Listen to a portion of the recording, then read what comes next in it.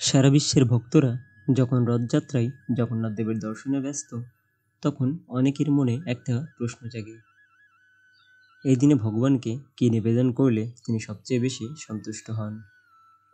শুধু মন্দির নয়, ঘরেও যদি আপনি ভক্তিভরে কিছু নিবেদন করেন, তাহলেও জগন্নাথ আপনার হৃদয়ে রথ চালিয়ে আসেন। নমস্কার বন্ধুরা, কৃষ্ণকথা ইউটিউব চ্যানেলের আরও একটি নতুন ভিডিওতে আপনাদের সবাইকে স্বাগতম।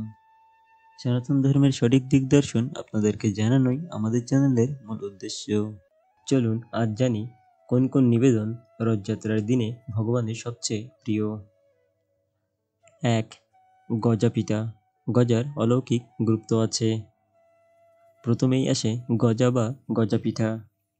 শাস্ত্রে আছে জগন্নাথের অন্যতম প্রিয় ভোগ এই গজা।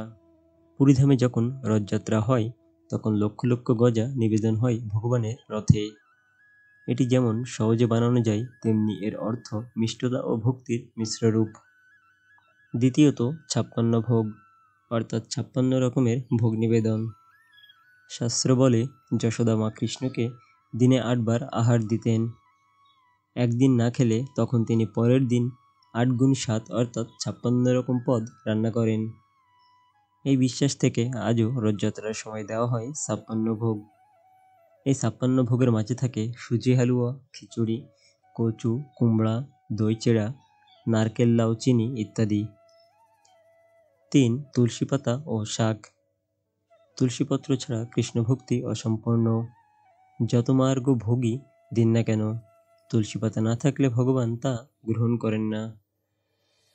রথযাত্রার দিনে দেওয়া হয় এক বিশেষ শাক, নাম কাদুলি শাক, যা ভগবানকে শীতলতা ও নিরাময়ের প্রতীক হিসেবে নিবেদন করা হয়। 4. দই চিড়া ফল পানীয়।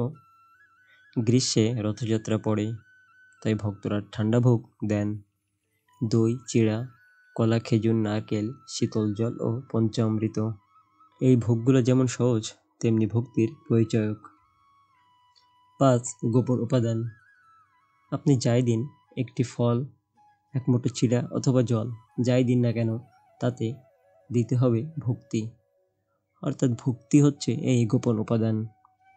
শ্রীমদ্ ভগবদ্ গীতায় বলা হয়, পত্রম পুষ্পম ফলম তোজম ইয়মে ভকত্যা প্রয়চ্ছতে। যে ভক্তি সহকারে পত্র, ফুল, ফল বা জল দেয়, আমি তা গ্রহণ করি। রথযাত্রার দিনে আপনার নিবেদন হোক এক টুকরো প্রেম। এক মুঠো ভোগেও ভগবান সন্তুষ্ট হন, যদি তাতে থাকে হৃদয়ের উষ্ণতা। আপনি ঘরেই তৈরি করতে পারেন গজা, সুজি হালুয়া, খিচুড়ি, দই চিড়া আর একটি তুলসী পাতা। তাতেই কৃষ্ণ জগন্নাথ হয়ে আসবেন আপনার রথে। তো আজকের ভিডিওটি এই পর্যন্তই। ভগবানের কাছে সবচেয়ে বড় ভোগ আপনার অন্তরের নিবেদন। রথ টানার আগে একবার হৃদয়টাকেও শুদ্ধ করুন, কারণ সেখানেই থাকেন জগন্নাথ। ভিডিওটি কেমন লাগলো অবশ্যই কমেন্ট করে জানাবেন। আর উল্টো রথে জগন্নাথ দেবকে কী নিবেদন করতে চান সেটাও কমেন্টে লিখতে পারেন। জয় জগন্নাথ বলদেব সুভদ্রা মহারানী কি জয়।